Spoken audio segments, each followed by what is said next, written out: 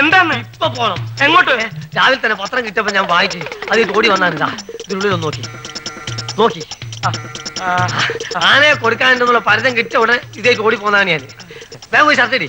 അറിഞ്ഞ ശരിക്കും ഉടനെ പോണെന്ന്. ഇപ്പഴാ പോയി ഷർട്ടിടി. നിന്റെ അച്ഛൻ. ഒന്നും പറഞ്ഞില്ല, നേരല്ല. ഷർട്ട് നിങ്ങൾക്ക് അതിൽ ഗൗരവം മനസ്സിലാവില്ല.